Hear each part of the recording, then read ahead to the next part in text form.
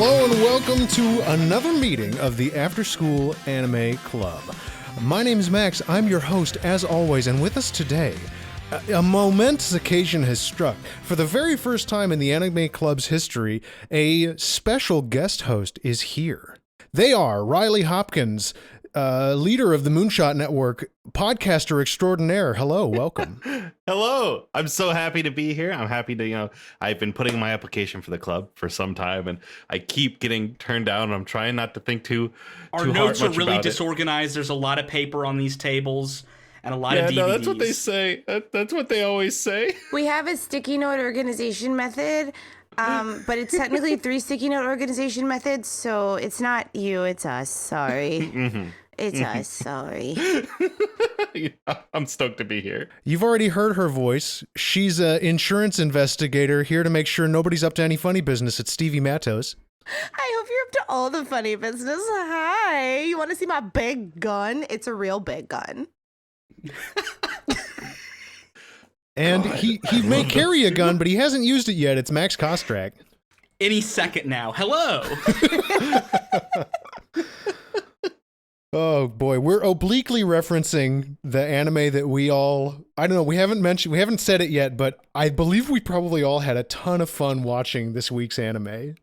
Am I right about this? Sure. I fucking love this anime so much. This anime has absurd. a lot to offer and a lot for us to discuss. Yes. It's absurd how well it holds up for like the time. I went into it expecting I was going to have to make a lot more like contingencies in my brain to be able to enjoy it. But there were still some, but there weren't as many as I feared. Yeah. A few moments in there that maybe weren't great, but I expected it to be to like wall the back, you know what I mean? Oh, yeah. So I was like, yeah. Or It's from for it to be 1998. to plumb the depths much lower, for us to really get some reprehensible stuff. But these first two episodes, hey, pretty fun. It's a pretty fun TV show. 100%. Hey, speaking of Yes. fun, Oh, is it time for a game? Riley, if you're it's your first time on the show, but I'm, as someone who may or may not listen to the podcast, you don't have to confirm or deny that now that we've started the recording. You may or may not know. That's actually let me take a moment to say, when y'all sent in the application to Moonshot, me and 3 other hosts were playing Minecraft together, listening to the show like slightly separated, and we just every once in a while someone in chat would be like, "Hey, this is fucking good, right?" Like, holy shit! Like, Shucks, go on. no, that's it. That's all you get. Okay, that's great. Continuing, before we start the discussion of the show, we always like to open with a game, and there's a tradition on this podcast. Every time we start a new anime series, there's a particular game I like to pull out. Yeah. Let me just dust off the box here. Oh, why, look at that. It looks like underneath the No Need for Trivia label, there was a sticker. Oh no. And I found the special edition No Need for Trivia EX.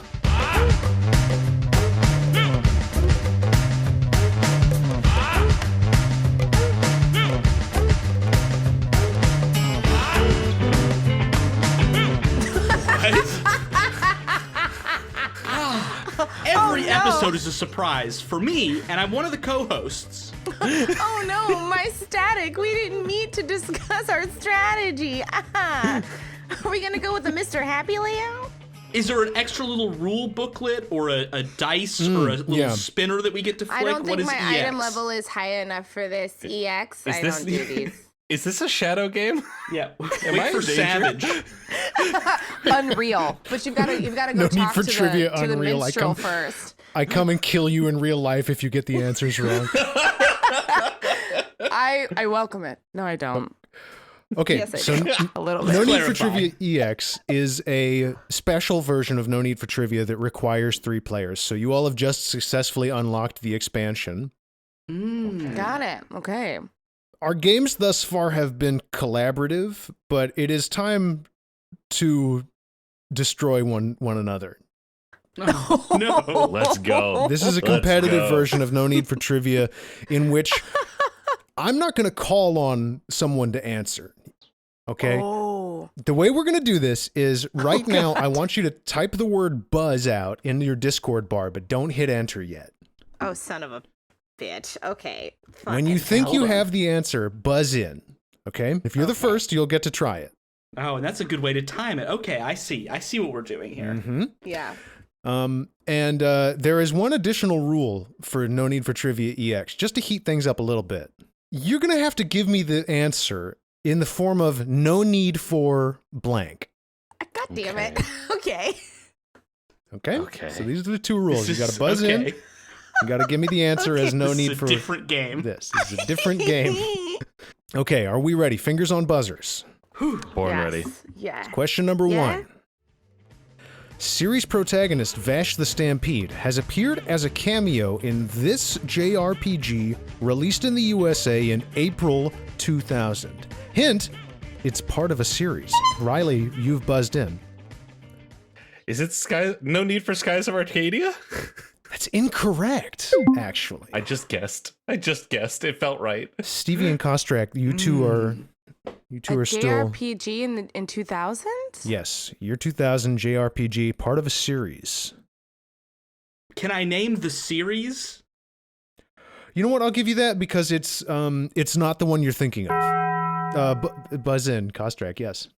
I'm taking another stab in the dark here. Is it a Monster Hunter? No, unfortunately. Oh, they've had some weird ones. You also didn't say no need for Monster Hunter, so, you know. Oh, I would have gotten the question wrong. You would have been Thank hoist you. once more by your own petard. Stevie, God. do you have any guesses? Yeah. I mean, yeah, okay. Yes. No need for Persona? Answer was Wild Arms.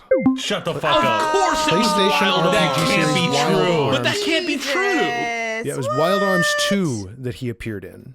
What? How was he? He's how? I don't know. I just got this off the trivia page. It just said he was in there as a Wild cameo. Arms 2, Vash's picture can be found in Marina's room on the second floor of the bakery. Just how Vash exists in this world is unknown, though considering the nature of Fagalia itself, it's possible that the world of Wild Arms 2 is an alternate dimension of the world of Gunsmoke. There you go. Or they like anime. Yeah, this then goes on to say, or it could be a fun cameo we're not supposed to think on. Probably the second one. Thanks, Wikipedia page. That's like how you can find a poster of Samus in Super Mario RPG. Oh, that's fun. Okay. Nobody got that one, unfortunately. Fingers on buzzers for question number 2. Unlike many anime characters, Vash does not have a confirmed birthday. Fans of the series celebrate his birth on July 21, a day that was chosen as the, quote, Day of Destruction, unquote, because of what kind of event? That's Riley. Is it? Fuck. I want to say. Remember your answer. Is that Is that no need for? It's definitely no need for like. Oh fuck. Is that no need for a bomb? Thing? Is it like a horrible thing? No, need for a horrible actual event? Well, okay, you're in the most abstract possible way. Horrible event is correct. Kostrak. Gosh. No need for typhoon. Oh, you're so close. Goodness gracious. It's not the Japanese typhoon that what year was that? Shit, I don't know. Hold on. You may have eaten my lunch. Oh, this is the first time I Kostrak has love eaten your lunch. lunch. Okay, so there was there was a typhoon that made landfall in 2021, July 2021, called Typhoon Fabian, but the source that I found did not refer specifically to the typhoon. If Stevie, if you don't get this one, I'll give it to you, Max, for being close. Stevie, what's your call? No need for tsunami? Okay, Stevie was closer. There was a very famous, gigantic earthquake and tidal wave several hundred years ago on July 21 that was referred to as the Day of Destruction. And because Vash the Stampede is the humanoid typhoon who causes destruction everywhere he goes, there you go. I am in a dangerous place right now, having watched ahead, because I don't want to spoil anything else. Yeah. And so like there's like a fear in my brain because like I can connect dots on things further than you have information for. And so what happened there, I was like going, wait. I don't think that's true anymore. You've been steeped in it. May or may not help you with the rest of this quiz. Fingers on buzzers for question number 3. All right. Like many anime of its era, Trigun was dubbed into English by more than one production company. Only one member of the cast has stayed consistent between the anime and the Trigun movie Badlands Rumble. Damn. Which Damn, character did Riley, they damn. play? And Riley has already buzzed in. Johnny Young Bosch is Vash the Stampede. That's also correct. known as the Black Power Ranger Adam, also known as the Green Power Ranger Adam. Damn. And fucking in Iron Blooded Orphans, he's the dude with the purple hair. Damn. Hot damn. Great job, I love Riley. Johnny Young Bosch. I've got so many Adam from Power Rangers figures sitting behind me. I love this. I love this. And in fact, you get the bonus point for naming the actor, Johnny Young Bosch. So there you go. Mhm. Nice. All right, fingers on buzzers for question number 4. Speaking of Johnny Young Bosch, he's quite the prolific voice actor. In fact, he's the first voice actor to have appeared in 2 series covered by the Afterschool Anime Club. Can you name the other one?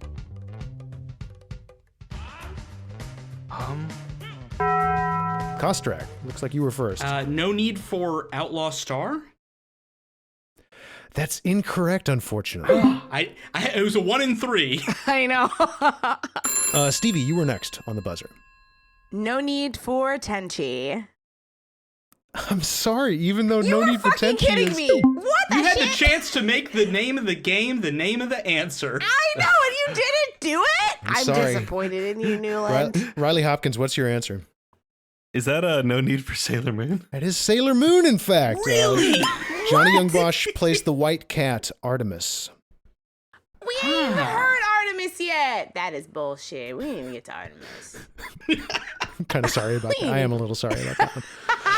We didn't even get to Artemis.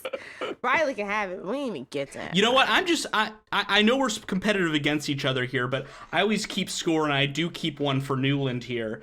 And as long as someone is winning. Yeah. As long as I'm That's not valid. winning, that's fine. valid. Okay, As question long as number it's not 5. Newland winning. Prepare yourselves. Bernardelli Insurance, the company that Meryl and Millie work for, is a reference to real-life arms manufacturer Vincenzo Bernardelli. What company, known for its line of personal defense handguns, did the real-life Bernardelli found? That's Riley. That's not Smith & Wesson, is it? No, it's not Smith & Wesson, unfortunately. You said Bernardelli found. Sorry, can you repeat the I question? don't know the name of any handgun manufacturers. Yeah. So the Bernardelli Insurance Company is named after Vincenzo Bernardelli, who founded a handgun manufacturer. Stevie. No need for Desert Eagle? No, it's not them either. Damn. Okay, that's all I had, honestly. I You don't have know a any guess, other gun Mr. Kostrak? manufacturers. Sure, no need for Gun Barn. I don't know the name of any. Gun barn. What the fuck? Big Rick's gun barn. Go on. Correct answer was Beretta. Oh my god. Oh. The You know, Beretta I always thought that I've was a heard type that. of gun. I didn't think that that was a gun manufacturer. Indeed. Like, I thought that They was make- like a type. I have the Wikipedia up right now. They have a long ass name. IRL, like it's just none of called us are Beretta. gun nuts. Whoa, I know, crazy. We've all passed the secret test. Honestly, as somebody who trains in the SAFD, I should be, but I'm not. All right. I'm not. We have 2 more questions left. 2 more questions. Right now, I believe it's Stevie with 2, Riley with 3, and 2. how Why many? did I get 2 Am I points? correct? Or does I could've Stevie sworn I only had have 1 one? point. It's I Stevie think I with only got 1. one. Riley's in the lead with 3. Stevie, take the extra point. Nah, man, I was raised too religious. Question number 6. Like Sailor Moon, Trigun was not a Toonami anime. It only aired once under the Toonami banner as part of an April Fool's Day event teasing the return of Toonami in 2012. Can you tell me on what network did Trigun make its US debut in 2003? That's Max Kostrak. Is that No Need for Adult Swim? That was Adult Swim, correct? Yeah. He's on the board. You're welcome for that, Kostrak. I know. That's actually You're welcome. an answer that we discussed in Discord, Steve. Yeah, you're welcome, Kostrak. Good thing I had my finger on the buzzer. I have such distinct memories of being awake and watching like an episode of Trigun on my little CRTV in my bedroom. Oh, yeah. Like, in So middle we're school. at a buddy's house in his basement, sitting on the couch and watching the back half of this show. Staying up late at night in my dad's house and watching it in the living room when everybody else was asleep. Yes. We all have nice memories of Trigun. Except me. Womp womp. Womp womp. Okay, so we're going into the final question. Riley's ahead at 3 points. The rest of you have 1. This is a question that has a bonus point. So it's still anyone's game because we have a tiebreaker as well, if needed. Okay. Question 7. Series creator Yasuhiro Naitao and composer Tsuneo Imahori collaborated again on a different project in 2002. This was a PlayStation 2 game produced by Japanese developer Red Entertainment. What was the name of the game? And for a bonus point, tell me the main character's name. And Riley has buzzed in. Wait, did you say 2002? Yes, I did. Fuck, I don't have it. Are you sure? What was your guess? What were you so passionately sure it was until just I now? thought it was the game Wet from the PS3, and I was just completely off base. No, it's not. No. It's not correct anyway. 2002. 2002. Japanese game. It started production as a Trigun game, but then changed later on. Whoa. I gotta play it now, no matter what it is. The only Guns are I'm gonna- involved. Stevie, you've buzzed in? I mean, I'll throw it out there just so I can knock it out of consideration, but no need for Power Stone. Wasn't Power Stone. Good guess. Vash would fit pretty well in Yeah. Power Stone Wars, I think. But it's not Power Stone. Yeah. That was a Dreamcast game also, I believe. I miss that game so fun. much. It's a fun, I fun fucking game. love Power Stone. Kostrak, you've had a moment to think. Is there anything that you... I'm thinking of Japanese games with gunplay in the early 2000s, and I'm coming up blank. That's like not Beretta, because that's the only thing I can think of. I'm finding a Trigun mod for a game, but that's definitely You not can it. put Vash in whatever your heart desires, I imagine. The game Gun for the Xbox. Wow. That is what my heart desired. Kingdom Hearts. Put him right in Kingdom Hearts.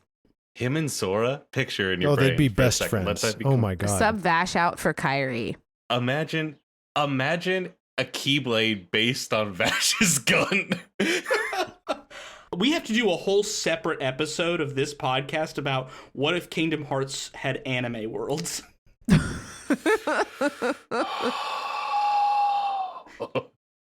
Let's just sit in silence for 30 minutes and think about what that would be like in our heads. While Max Googles Japanese games by Red Entertainment from 2002. I'm already out. No, I Okay, have you're no out. idea. I don't what it is. know. The game was called Gungrave.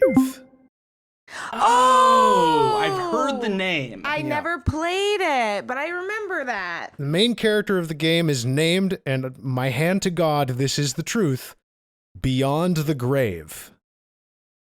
That's the name of the main character. Let's Yes, fucking he go, also dude. used to My middle before, name is The. before he Thanks, died. Sonic. He was known as Brandon Heat. Yes. Beyond the Grave's God. better. Beyond the Grave is somehow better. Yeah, All Beyond the right, Grave. there we I go. can see why he goes with that. Well, you've played. Yeah. Thank you for playing my game. No need for Trivia EX. Riley, you're the winner. Congrats! Yes. Congratulations. Congrats! Thank you. I'm Good job. happy to take a W while I'm here. I'm leaving with the championship belt. I'm going to be like CM Punk and just kind of go around and go to games and carry it with me and You should. eventually quit. There you go. Get you your W and retire early. That's the move. That's the move. 100% win rate. That's Go- me. Bam. Bam. That's the move. There you go. You know what else is the move? What? I'm talking about anime with my friends. That's what we do at the club. Before Mm-hmm. we can talk about the anime, I have to tell everybody what happened in the episodes we watched, Yes. Please. though. Okay. Well, for this episode of Afterschool Anime Club, we watched the first 2 episodes of Trigun, the series from the year 1998. And this is what we saw.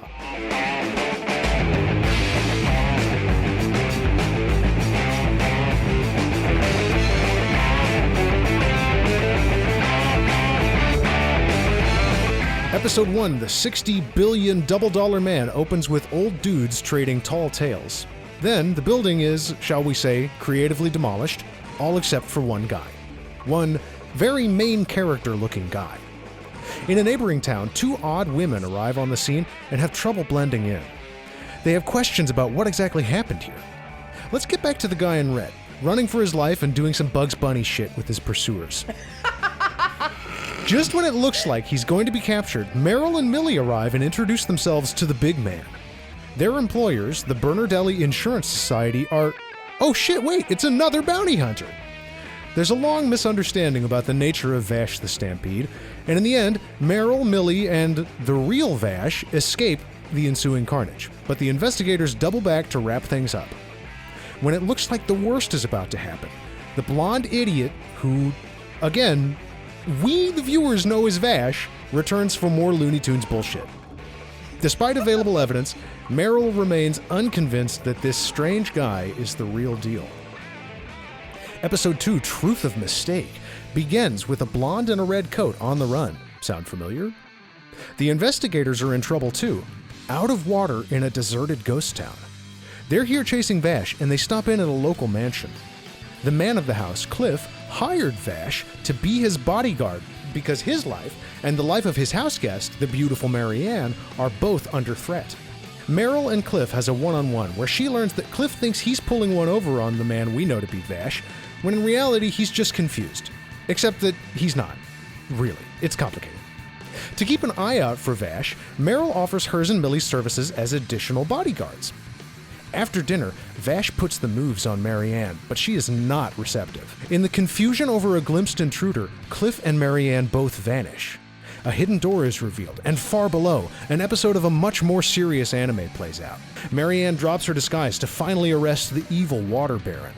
Vash lands on the scene and causes an explosion that destroys the mansion, but returns the water to the people of the city very, very directly. Meryl and Millie are back to square one, and Vash heads off into the desert once more, bemoaning his bad luck. That's Trigun. What an anime. That's a I lot love that it. happens. So much happens. So things that I realized when I watched this anime, I realized that my entire love life has been cringe up to this point because one of my immediate my Ryoko was Vash the Stampede. I was like, oh no, it was that beauty mark and it ruined I me love for that life. we get to all find everyone's Ryokos as we go through. Everyone has a Ryokos was Ryoko. Vash the Stampede, and I was like, fuck. How could you not love this guy? He's so great. He's our cowboy clown. I love him. He really is like a rodeo clown Just a big silly goose. for like Yeah, this you entire mentioned set. Bugs Bunny shit. Bugs I Bunny don't think shit, there's yes. a better descriptor for what we saw in these two episodes. No, he stays on his Bugs Bunny shit. I love that though. I love that him being a humanoid is the reason why he can do all that Bugs Bunny shit, because I wrote he dodges every bullet. He can hit people with pellets with uncanny accuracy, but he can also keep up with an armadillo horse while eating a box of donuts. Mm-hmm. Yes, clearly a superhuman. Yes, This- obviously. I love so much, like, I'm a big fan of like when like a dude has a weapon and does not use it, and Yes. like Yeah. the fact that he does not touch that gun in these two episodes is Oh, the sickest thing I do want in to the call world. one Rules. thing out though. He does try to use the gun in the first episode. He just turns out to Doesn't not have work. any bullets in there. So I really love how he's the absolute 180-degree opposite of Gene. Oh Like yeah. where Oh, Gene's like, yeah. I'm gonna bust this gun out at any possible fucking opportunity, and Vash is like, guns? Oh no, violence is scary. I don't even like blood. That's a lot for the me. Virgin Outlaw and the Chad Stampede. What if I hurt somebody? Guns, I don't touch this stuff. I don't like it, but you have to die. It would surely make us happy if you do. I faint when I see blood. That was a fantastic exchange. So many great, really beautiful character moments in this first episode. The thing that stood out Yes. to me most, I think, was a guy starts shooting him and he, like, hammer space pops up behind the guy and is Oh, so good. moving his gun around so that he traces the shape of Vash's face onto a rock. incredible. Amazing move. Other second one is in that same gunfight. He somebody must have gotten killed in the crossfire, and he uses them as a puppet. And he's like, "I'm just gonna go potty." Gotta go potty, boss.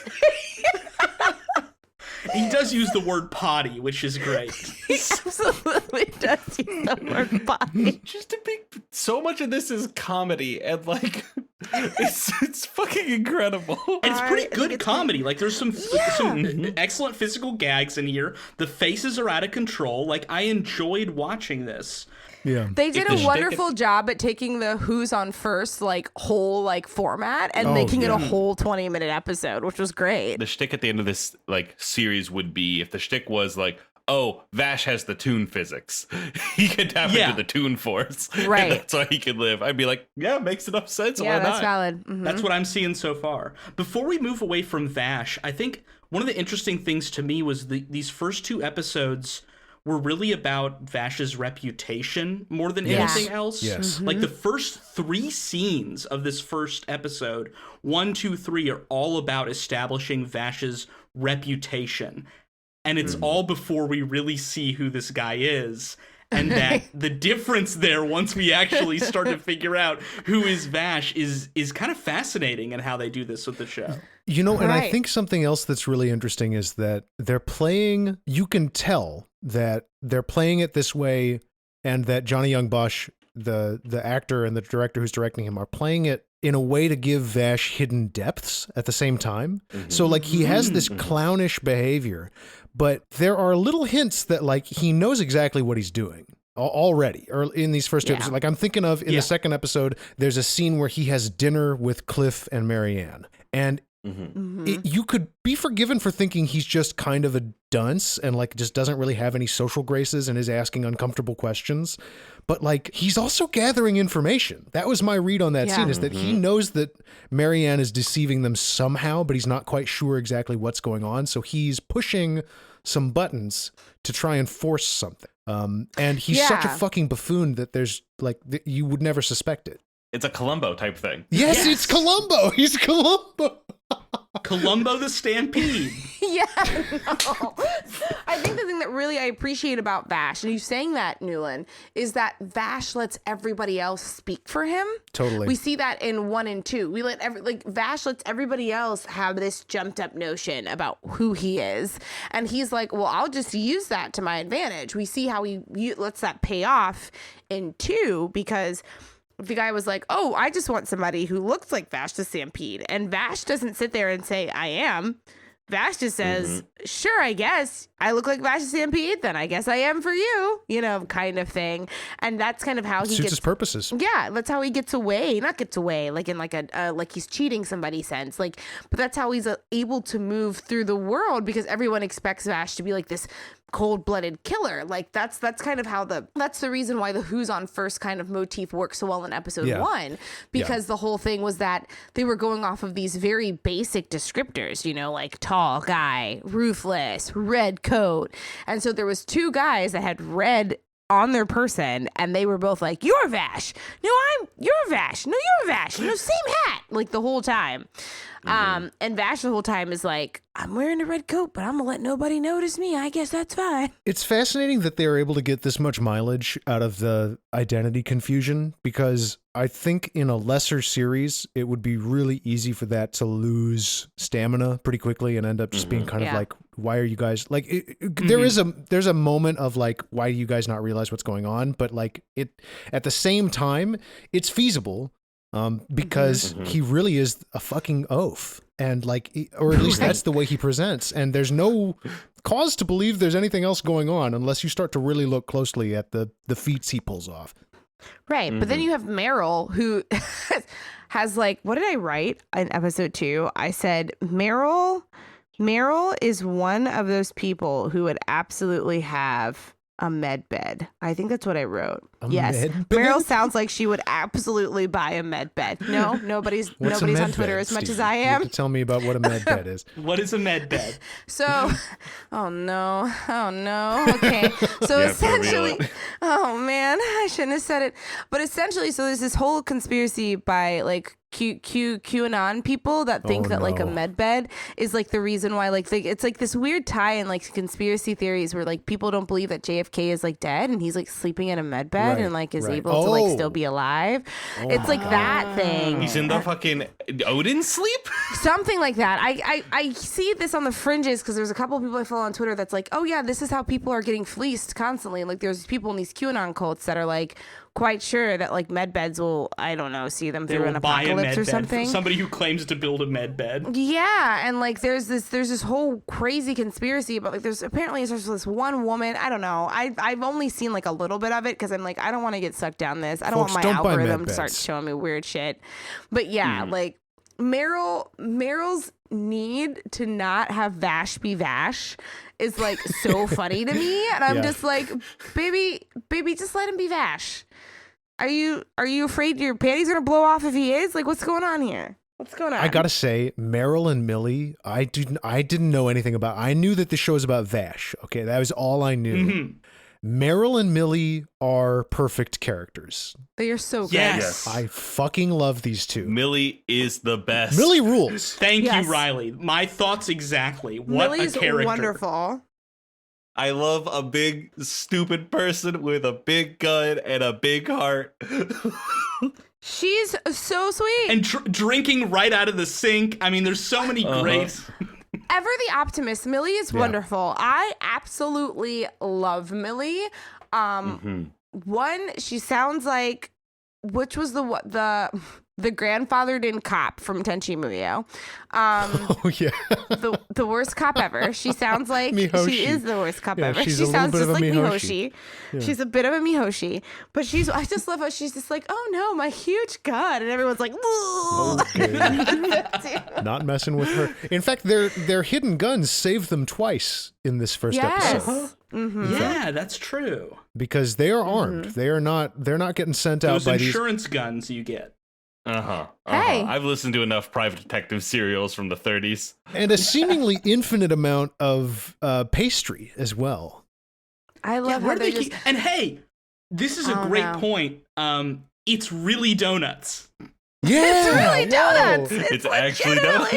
It's actually donuts. Unlike not a rice ball, not a steamed bun. This is a donut. Actually donuts, which I really love. They kind of look like they're in like little Entenmann's boxes. You know what I mean? Like they look like branded donuts, which is so great. They're just good old cake donuts. They look like cake donuts, and that makes my day. Because they would be cake donuts. That makes the most sense. Yeah, you're not going to fry. You're not going to fry donuts if you got to carry fry them. anything in that planet. No. I don't think you'd have the ability to fry stuff on that planet.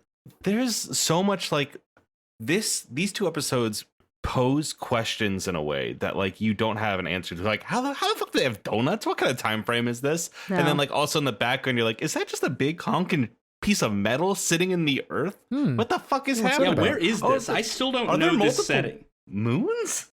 I don't know. Wait. It's a desert planet. Are there free freeze frame bonuses on that level of like multiple moons and stuff going on? I thought that's what I saw. I didn't notice. So Riley trying to cover up the fact that they have seen the whole series right now. It's in the background. Shut the fuck up. Okay. You see the metal in these episodes. I pulled up screenshots to make sure. I think there is at the very least a technology question where they have some of these like advanced guns and tech and things, but a lot of the housing situation is more antiquated. And this feels like a Final Fantasy setting. I do not know if we're going to space or what. Yeah, I do. It's very obvious that humans have expanded beyond Earth, most likely. Maybe, possibly. Maybe. This could be post-apocalypse. It could be post-apocalypse, and we've essentially killed... It's like we've turned the world into a desert, which is absolutely possible. Because of things like water scarcity and things like that we get into in episode 2. And big guys that look like raiders from Mad Max. Absolutely. Yeah, for sure. So we could absolutely be there. But I could also see us, I feel like, though, if I recall correctly, because it's been a minute since I've seen this, but I think that as we get deeper into the series, it gets confirmed that this might not necessarily be Earth. They're not specific about where we are, but it might not be Earth. It's Earth with a U. Earth. Yes. Actually, on the subject of things spelled slightly incorrectly, in episode 2, before I get into my favorite thing that I screen cap because I was like, what the shit? Yes. Isles? It's this Miles without the letter M? I don't know if anybody noticed noticed this this. also. This show just does that. It's my favorite thing in anime, where they just change the letter of a thing. Do you catch the name of those armadillo horses in that first episode? No. Tomas. They're just Thomas. Just Tomas. That's the name of their horses. Good I shit. love that. No, but the thing that I did my first screen cap. So as a brave little girl, I deserve a treat. Oh, good job. Was in episode 2, the job posting for the bodyguard. Oh shit, yes. This is so good. There's so many things on here that Vash are the good. Stampede. Great shooter like Vash the Stampede. Pet's okay. Pets Okay is maybe the funniest thing I've ever seen on a job listing. Incredible shit. Can you imagine? Incredible benefits. Like going to look at this, it's a sales position, okay, 6 Pets figures, okay? that's great. Pets Oh. Okay. Great. All right. I love also it said 3 mirrors and a nap room. Hey, I'll take that. Now you were talking That's up a a nap Benny. room. It's very funny to see. I don't know, man. Like, this seems like one of those things that in the translation, because we know that they are doing things like it just superimposing words over shit. Yeah. It's funny to me that when they choose not to exercise restraint in this regard. In Sailor Moon, they just changed the name of the fucking school. They made it like Crossroads. and it's badly done too. It's horrible. It's a horrible translation. But they're happy to leave the misprinted English as a little bonus for us. I love it. No, I love it. I mean, Pet's Okay It is adds absolutely my character. favorite. It does. Absolutely. Like, this is what you care about in this world. You can bring your pet. I do. I loved that. Now, was anybody else actually fooled by the intro of episode 2? I was absolutely. I was completely yeah, fooled. no, I was. I thought that was Vash. I was like, obviously this I is thought Vash. that was Vash, and I thought we were looking like, I was like, wait, was that a flash ahead? And it wasn't until later that it clicked. I love a good cold open, and this show is full of those motherfuckers. Yes, Wait. awesome. That was great. Wait, what was that? Wait, hold on. I might have missed it. What happened? In the very beginning, when we see the villain shooting at someone in a red coat over a desert hill, Oh, yeah. and they take a shot in the shoulder. Yes. So that was Marianne. Yeah, 'cause that's Marianne, not It's very Vash. easy to assume that was Vash. Yeah, absolutely. And then you find out later with her checking her wound that it was her and not him. That's a cool Absolutely. reveal. Yeah. That's a cool fucking reveal. That was a Yes. cool fucking reveal. Also, can we talk about how that curtain where Marianne, when we first Oh meet my Marianne, God, a few yes, minutes ago, I was this like, is how so long were you funny. here? Marianne, were you just standing there, You just hang it out. Do you need? Are you okay? baby? Baby, is that your room? Hold on, there's Honey, someone is at the that door. your Quick, get room? behind the presentation curtain. What? I love that it was also confirmed immediately that it gave them no privacy whatsoever. Yes. Yeah, I was thinking behind the curtain, and Meryl's like trying to convince Everyone can hear everybody. them. She was there behind that curtain that entire conversation, The whole time. hearing everything. Yes. Truly unhinged. I feel like we do need to address that the first failure of Vash the Stampede here in this second You mean trying to be a episode. ladies' man? Yeah. I don't like that look for brother. him. It's not a good No. look. It's gross. I did think it was really funny whenever his face became Bishonen. Yes. I really, really liked that. Yeah. His head gets so long when he turns Yeah. into Bishonen. It gets his jaw's like to his collarbone. I'm like, sir, Yeah. get your underbite together, please. It was just like that was a thing. And they draw him with the biggest, wettest eyes ever. So ridiculous. But I love. So the thing that that whole exchange reminded me of, and this is only because I had just seen it, is that this past weekend, for some reason, I got convinced to watch Paddington. Stay Yo, with me. the Just bear? stay Desperate with me. to know how to Paddington that the movie movie. rules, so I'm ready to Actually, party. it's really sweet and it's kind of sad, and I really love it. And Paddington's quite polite. But Nicole Kidman's the bad guy. Okay. And Marianne, as like dainty Marianne, has the same vibes as Nicole Kidman in that scene where she's just like, ugh, I'm here on a job. Get out of my face. Leave me alone. You're clearly flirting with me. Also, you keep putting your thumb into my open wound. I need you to fuck all the way off. That would be great. Now, She's awesome. Paddington in Trigun. Actually, Is this anything? it would work. Actually, it would work Paddington the because Paddington is Stampede. also Paddington the Stampede. Paddington is also a clown. Paddington also tends to defeat people by being as goofy as fucking possible. And he has a comes gun. out relatively unscathed. He doesn't have a gun. But he What? did Paddington have is scotch an tape. expert gunfighter. Paddington is expert at using his environment. Just like Vash Oh, the yeah, Stampede. he's dodging bullets and stuff. He's in constantly Paddington. dodging bullets, using tape to get away from people, swinging through bathtubs, just break into. Really needs an insurance company to follow him around like Vash. Like, honestly, Paddington and Vash are the same person. I think that Paddington, having watched the whole show, Paddington would do great here. Have you ever seen Paddington and Vash the Stampede in the same room? No. You haven't? Uh-uh, you haven't. Pretty sure they're the same person. Just saying. I have seen Paddington with his huge fucking gun, though. Boom. Just saying. Just saying. It's the greatest samurai is he who allows his sword to grow rusty in its sheath. There you go. So, There you go. that's what they say. Can we talk about how mean Meryl is in episode 2? Sure, let's go for it. A little Let's do mean. it. You're the doesn't give a easily shit. deceived type who cries himself to sleep every night, Now, aren't you? now this is big. This is big Christ, talk Meryl. because she literally fainted because he pulled a finger gun. So if she's going to be calling somebody else easily deceived, she really needs to, glass houses, stones, etc. She said that and I fucking choked on air. I was like, Jesus, Meryl. As Marianne said, she has no eye for men. None whatsoever. Absolutely not. She was a mess. Also, we haven't talked about it, but I want to talk about it. Can we talk about how cool the fucking firearms are in the show? Like the weapons are Yes, actually they're cool. really fucking cool. You don't even know the half of it. I know they get cooler as we go on, but like we've seen Jesus gun that rotates with every shot. We have seen a foolishly large boomerang. We have seen big gun. We have seen a crossbow gun. I am here for crossbow gun. The crossbow gun kicked ass. That These was great. guns kick ass. The crossbow gun fucked. I loved that gun. The turning gun you mentioned, I think it belonged to Loose Ruth, Loose also Ruth. known Yeah. as Constance Rifle. The Yeah. fucking names in this anime also. Are the rootinest, tootinest names. They're the rootinest, tootinest. I almost put that in the summary. I cut it for time, but yeah, Loose Ruth made me really lose it.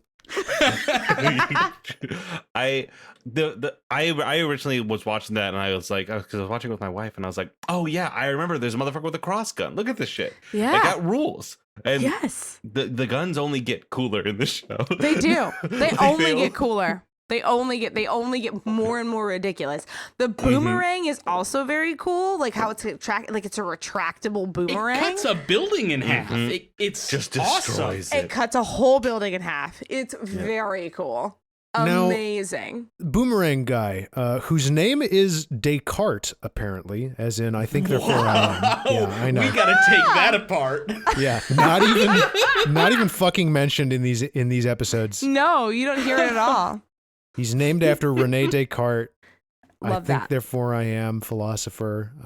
Great. Huge womanizer, short legs. What is this device he has? I was a little confused by it. It seems to be some kind of hook that he uses to like give his throwing arm more oomph. Am I I reading think it's that almost like correctly? a pulley that, like launches essentially like almost like an exoskeleton, lets him really Yeah. wing this thing. Yeah.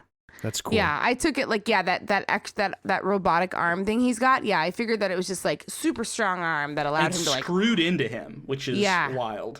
whip that boomerang. He's got big screws sticking out of him. yeah, sticking out of him. Yeah. Like suddenly making you ask questions about like what is the fucking tech in this world like? Yeah. Oh yeah. Oh, this is not the first time we have asked. This looks for, like cybernetics. Yeah, this is not the first time we've asked for rules of a world.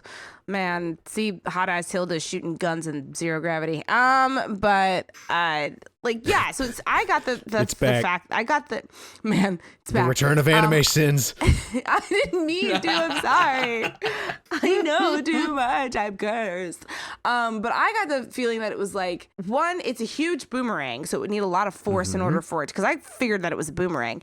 But in order for it to have, one, to have a really to control the path coming back, because the whole concept of boomerang is you got to throw it in an arc. And it comes back, Yeah, he can throw it in any direction he wants and use that rope and pulley system attached to it to retract it whenever he needed. But we didn't really get to see him like super do it, but like it was cool to watch him like just cut shit in half, which was really, really cool. And really crunchy.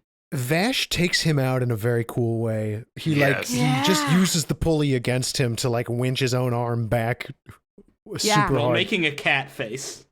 Yeah. What is it he says? Is like murderous toys can be fun, but then someone gets hurt. Or something like that. he's like, be careful with these murderous toys. Somebody might get hurt. He's like kitty face about it. Cheeky bastard.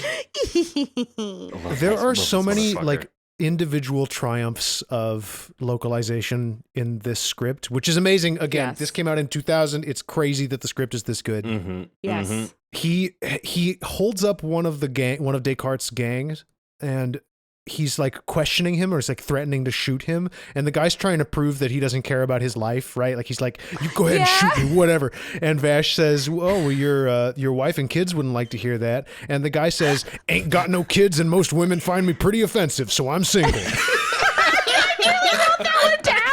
I nearly wrote that one down because I cried, because that's what I quoted earlier, because he's the same guy, because he's like, well, that's a shame. He's like, but you've got to die for us. That's whatever. He's trying to convince him to not let him die. And the guy literally says, you have to die. It would surely make us happy if you do. Yeah, valid. Rock solid philosophy right there. Honestly, I mean, hey, get to the point. There is like a weird, this gang, I'm not sure if they come back, but there is like a little, like, if it makes us happy to do X, they have like a weird philosophy structured specifically around that kind of thought construction. Because as Descartes is trying to motivate his henchmen, he keeps saying it would make me happy if you did this. And like he's like demonstrating his control over his henchmen by saying he's going to do this for me because it makes me happy. It just feels like they're building a lot of like groundwork into a character, and I would love to see it get paid off more later. And also, it would be very cool if Vash keeps getting dogged by people who he fucking ruined, mostly by accident in many cases. Just by being a goof. Kind of. I mean, for sure. Oh, man. Absolutely. I also want Vash's glasses in the end of episode 2. Those are cool. Those are very cool. Are you talking about the ones with the wavy... The weird little lightning bolt thing? Yeah, that's very cool. Those things are fucking sick. The one thing that happened in episode 2 that made me go... was the word that he used to talk about him patrolling the roof. Oh, yeah. Yes. Yeah. So as a black woman, I was just like... I hadn't heard that word in a very long time. Like, ancestrally, that made my cells itch. I hated it. Wow. Just in case nobody knows, don't use the word fucking spooks in relation to anybody ever. Yep. We've retired that word actually now. Completely. That one's on the shelf. Like super.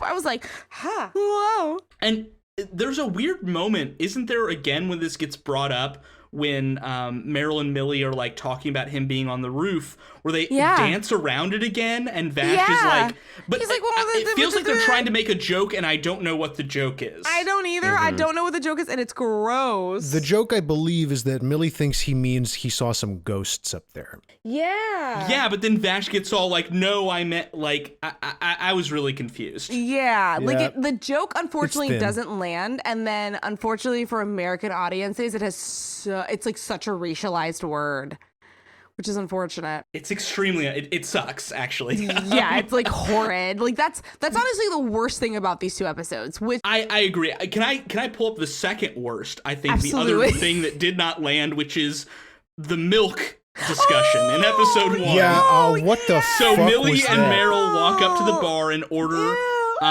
respectively, Ceylon tea and banana sundaes, and the guys make half of a dirty joke. I don't. Yeah. It's nothing. It's like the writers panic out of it somehow. yeah. They're like, oh, we can't actually pursue this. Well, see, at first I thought that they were making this joke about like a mother's milk kind of that's what I kind thought of too. joke. They As seem if to it have was mixed like, their oh, metaphors, though. yeah, like as if like, you know, you ladies are too essentially soft toothed to be in here. Like this is a hard like who are you asking for a Ceylon tea and a fucking banana sundae? Like you babies got to get out of here. But then because they were the only like women in the bar, they turned that into like a lecherous kind of joke, and I was like, why did you? Nobody. In front of my salad, though? Nobody calls it a milk in front of my salad, though. Like, you know? Like, I was like, what? Where are you trying to go with this? That would have almost worked if you just leaned into the Shakespeare reference, but you didn't. So that fell really flat. And it was also very weird. I wonder if it's meant to make them look stupid. Like, I wonder if it is the author in some way trying to say these guys are so dumb they can't even threaten these two women in a way that makes any kind of logical sense. But I don't know. That might be giving too much credit away. Yeah, I don't know. But those were the two worst things: the milk and the roof stuff. And I was like, ooh. Yeah, I have to agree with that. I was actually curious, since we have Riley on the call, and Riley, you have recently watched all of Trigun. Yes. I'm curious to hear your thoughts in how these two episodes represent the series as a whole. Do you feel like this is an incomplete representation of the series? Is this a pretty good slice out of it? This series takes is a lot of heavy comedy. But like, and I think you only get glimpses of like the like kind of seriousness that happens as you hit like the back 5 episodes, the final 5 episodes. You know what I mean? Yeah, and those are the like, episodes I first saw. It has a this whole series, and Vash himself has such a like, and I think you could see it, a seriousness about him that is underneath the weird clown shit. And I think you could see that here, and this show does a great job of drip feeding all that out to you. So I do these are the 2 episodes that hooked me on the fucking show. I have such a low tolerance for like weird shit in my anime. Like enough where I'll skip episodes of Dragon Ball full cloth and just be like, nah, I'm good. You don't need every episode of Dragon Ball. That's fine. I completely understand. As somebody who watched a considerable amount of like Naruto, and I was like, oh. Oof. These filler episodes, these filler episodes are for pooping. Got it. A lot of cruft in there. A lot of. Somebody please give Naruto and the other big 3 anime the Kai treatment. Yo, seriously, please. I can think of a few that need it. Oh, yeah. I lose my fucking mind for a Naruto Kai. For like, I mean, it would be sick. It would be incredible. Hey, let's get you in, get you out, baby. When I hit those filler episodes for Naruto, and I was like, these neighborhood journalists, though, I'm supposed to. I don't care about what's happening on the Leaf. I need to see some Snake baby. Let me see Snake husband. Let's go. Let me see that weirdo. Let me see that good noodle boy. Let me see that danger noodle. Come Now on, here's some. Let it hang. Here's oh my god. Here's some interesting trivia about What'd that tongue Trigun that I didn't find a way to sandwich into the game, which is that it also suffers from this problem. Like the creep happens in Trigun. They do a lot of filler in this series, and in fact, the second half of the show is based on a different, like the manga does a Dragon Ball Z kind of thing where it becomes a different manga. Yeah. And the second half of the anime is just kind of a loose adaptation of that manga's like general plot outline. Okay, Because the manga is still going when this show ends, right? That's correct. Oh, yes. so it's kind of a similar sitch. It's a similar sitch, but in the opposite direction of like the original Full Metal Alchemist, where the manga was coming out, but then they made an anime because it was super popular. But then it got to a point where the anime outpaced the manga, and so they had to jump the shark in order to like. So obviously, they had no choice but to add Hitler in. Yeah. There's like, where else could this story possibly go? Right. the thing about like Trigun specifically, and that is like people. Then that's why there were some people who are upset about the new Trigun show. Is they're like, oh well, this will be like the Brotherhood, like the Full Metal Alchemist Brotherhood to Trigun, and it looks like it's not that. It's a prequel. And so people isn't are it? like, I thought that it was a prequel to the anime that came out in the 90s, because I thought it was about the two. it's complicated. It looks like it's coming out. Okay. I do want to know what people's views are on new Vash compared to the Vash we've seen in these 2 episodes. Well, if my memory serves me correctly, comparing what I saw, well, at least a year ago, because I feel like I sat down and watched all of Trigun in the last like 3 years just to see if it held up. Like same with Outlaw Star, and Vash and the other one. Trying not to spoil here. It's very hard to do. It seems it's very hard to do because it's like there's so many things. Like the thing with Trigun, so many things get set up in the beginning that have huge payoff in the end, which is like great. So it's really hard not to spoil it at this point. But it seemed like that. Is it a movie or is it a show? It's a movie, isn't it? The new Trigun? It is a show. It's a new Crunchyroll show. Is what they're saying. Oh, I thought it was a movie. I thought it was a película. Looking at the screenshot you posted, Riley, there's a difference there. Those are. It's like it's different, but I thought that it was a younger Vash. First of all, might be. Question: his bounty's lower. I just want to make it clear I really like Vash so far as a character. I think he's very entertaining. Have enjoyed every second of screen time. This new image, I was looking at it thinking, oh, that's a cool design, until I realized this is Logan Paul to me. Oh. He's definitely hip. Oops. He's definitely... That's Logan Paul. The Vash Stampede Hype House is real. Yeah. The one where he's smiling. I feel like he may prove himself. He's allowed to prove me wrong at some point. Yeah, I also feel like they didn't. From what I saw of the trailer, the Vash the Stampede in the new show seems personality-wise the same Vash the Stampede from the old show, which is why I kind of thought of it as a prequel, also because he looks so much younger in the newer show. It seems like it's the events that led up to. I am not going to touch why he becomes Vash. By the way, don't watch. Yeah, I'm not going to touch this if you have not finished this show. I saw like don't watch. I saw like a single second of it, and I was like, nope, I don't know who any of these people are, and I don't want to learn yet.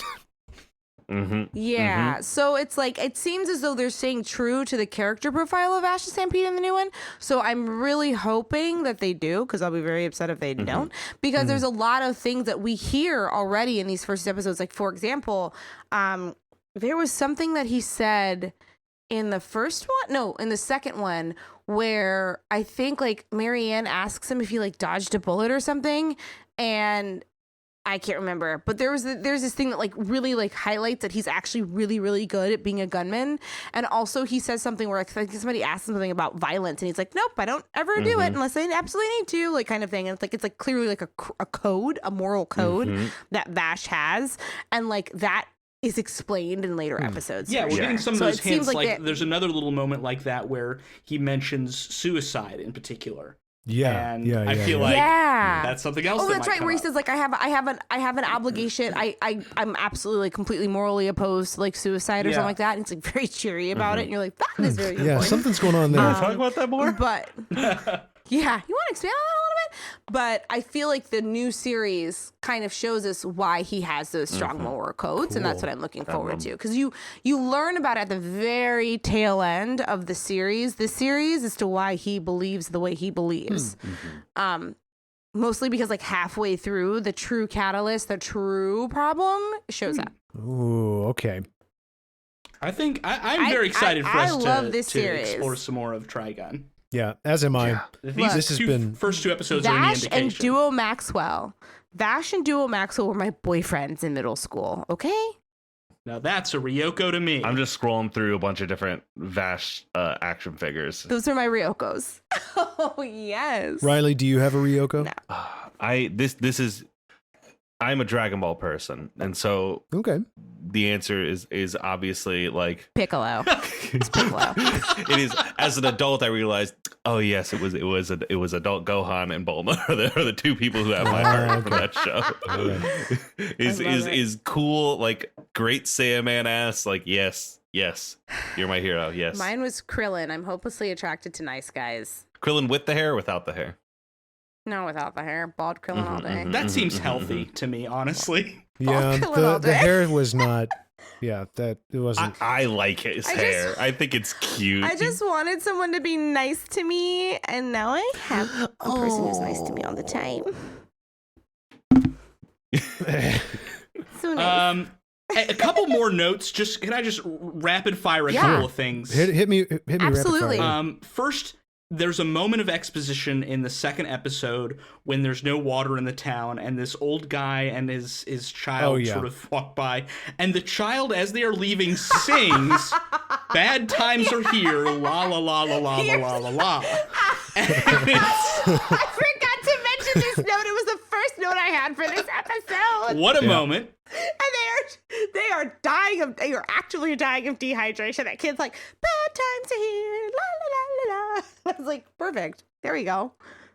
Second note, we were mentioning cool guns, and I think we did not mention the fact that the villain in the second episode opens his coat up and 4 guns spring out like on holsters inside. Mm-hmm. Very cool. I love that shit. I got some Wild Wild West vibes off of that. Yes, like the hidden guns, almost like steampunkish. Very cool. Like, wait, so like when you say Wild Wild West, the film starring Will Smith, the chorus of Wild Wild West, or do you mean the verses? The of feature Wild film. Wild West? Because Talking one of about the those is album. Will Smith and one of those is Cisco. So I just need to know: are you feeling Cisco Wild Wild West? Or are you feeling Will Smith Wild Wild West? Will Smith, of course. Always. Oh, okay, got it. See, I would have pegged you for a Cisco Wild Wild West, but okay. I didn't know you as well as I thought I did. That's okay. We all, I've got hidden depths like Vash the Stampede. One of the things I love about the Anime Club is we learn just as much about each other as we do the anime we watch. And I think that's beautiful. I'm looking at the behindthevoiceactors.com page for Trigun. Might end up being a good way to accidentally spoil myself, but I'm seeing some names here that are very exciting. Names like Millions Knives. I've heard that name before. Yeah. Mm-hmm. And Brilliant Dynamite's Neon also. God, the names in this series are This so is great. good. Yes, they're so good. Truly, the rootness tootness. Can you just absolutely list names so I can sit here and Here we smile go. quietly to myself? Earl Bostock. Cool. Good. Professor Nebraska. Gofsef Nebraska. Yep. Oh man, we could do this for hours. Hey, new game. What am I saying? A character's name from Trigun, or just 3 random words that I pulled out of the dictionary? That actually would be a fantastic game. That would be a really good game. What's in a name? Honestly, yes. There's a motherfucker in the show whose just name is Eric's. And I just Eric with More an S at than the end one? of it. Yeah, he's many. Eric plural. We are Erics. Pluralized. Honestly, honestly, that could be an addition of Factor fan fiction. Factor fiction. Yeah, we'll have to see. It could be. Is it a Gundam You're name or is it welcome. a Trigun name? These are all great ideas. I'm writing them down. I'm going to steal them. Honestly? Please. Yeah, you should. Please. So then when I can see the format, I can know, because I realize that every time you do Factor fan fiction, you just do it in a pattern. I got your number, Newland. Oh shit! You fucking I got found your me number, out. Newland. Damn it! I know. You got to switch up the pitch. Oh, It's I always- did not it's catch always that last B with time. you. I really am Every legitimately time. terrified that I can gut check them. I literally went, well, because last time I didn't pay attention because I figured that Newland wasn't going to do it a second time, and I wasn't going to be able to use my test taker skills, my plus Find the sneak patterns. dropped into my fucking D&D card when I was in school. I figured, but then I was listening to the most recent episode that dropped today, and I was like, hold on, this motherfucker, they turned around to the motherfucking same motherfucking format as it the last motherfucking time. This My little motherfucker. hints and tricks. God damn it. Because I realized, because I completely let myself just gut check it, didn't pay attention to the pattern either, and then I heard it, and I was like, Newland's damn it, trick. Newland. I didn't have to motherfucking even think about it. I am becoming the Newland. Your prankster's gambit, your japery. Big jester energy. Oh, prankster's gambit. Yeah. Yeah, okay, was I right? Yeah. Yeah. That's a Your cool Dave shit. yeah. Your prankster's gambit. Did you abscond? Oh my Stevie, god. I genuinely forgot that you were a Homestuck with us. I genuinely forgot this fact. I'm a child of the internet. I am a child of the internet. I had no babysitters. I was a latchkey. So next time on After School Anime Club, we're just going to read like the first 800 pages of Homestuck. Well, it's been a pleasure to be I here, would do everybody. Thank you for having me. Bye. I am a strict no Homestuck within 100-mile radius of me. Okay. It's wise. That's extremely wise. Good way to live your life. In fact. No, good for you. Because now all that's in my head now is knitting needles and octopi. So We'll have to move on. octopodes. Maybe if someday they make a Homestuck anime. I mean, we all know in our hearts that Homestuck is anime, but if they do make a Homestuck anime and then go back in time to Control T. 1995 and put it on TV. Homestuck anime. Sweet bro and hella Jeff. I want to voice It keeps happening. both of them. Just keeps happening.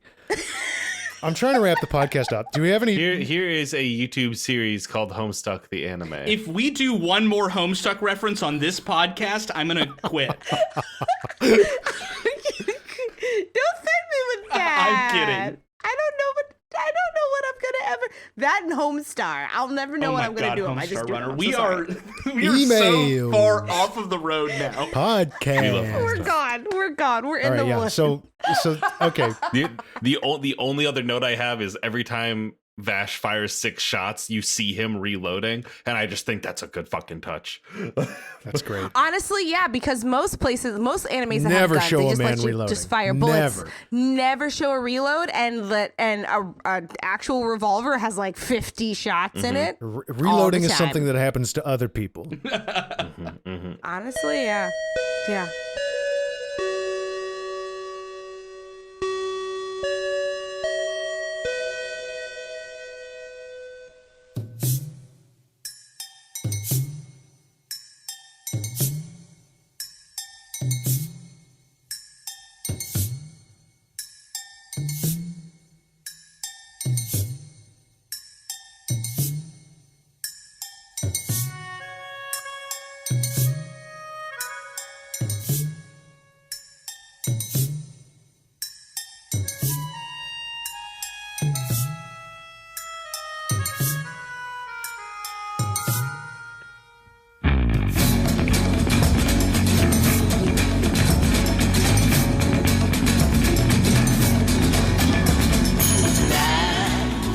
Well, that bell means that this week's meeting of the After School Anime Club has come to a close. I hope you're enjoying the music. It's the ending theme of Trigun, The Wind Blows Towards the Future. Lovely track. It's been a pleasure hanging out with you here, and if you'd like to follow us online, you can at Anime Club Pod on Twitter. I'm on Twitter at MaxNewland_.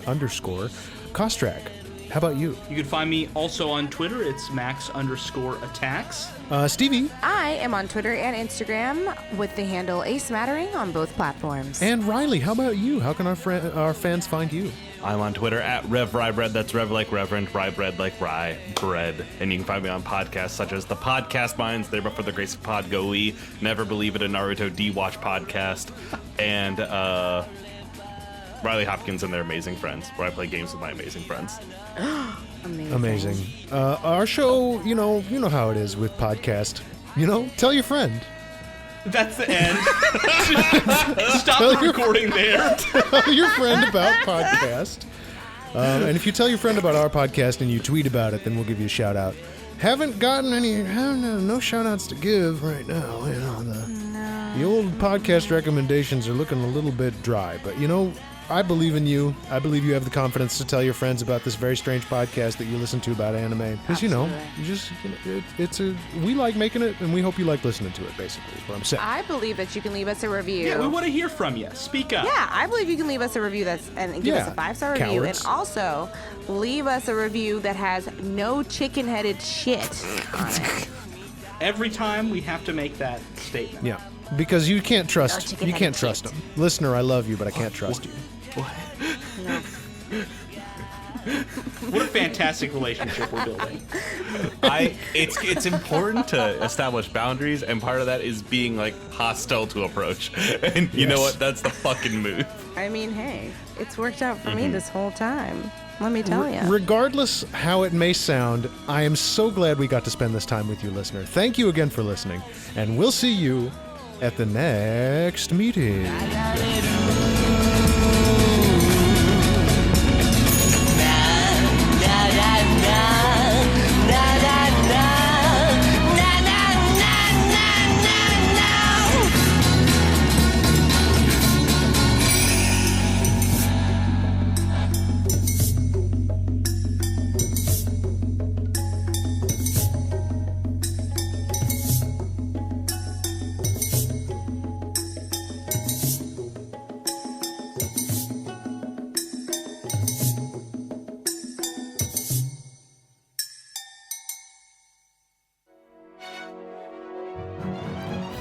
Welcome, one and all, to Riley Hopkins and their amazing friends. This is an actual play podcast where I, Riley Hopkins, showcase to you my amazing friends.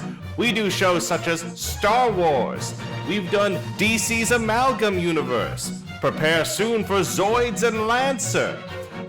A smorgasbord of great content brought to you by great people. If you're looking for an actual play show that loves fan fiction as much as you do, you've found it. Sights to be unseen, sounds to be unheard. It's fantastic. Come join us at Riley Hopkins and their amazing friends. The actual play podcast built for you that steals. This is just me proving that my mic doesn't sound like that, and I did that for an artistic kind of choice, like a megaphone. You get it.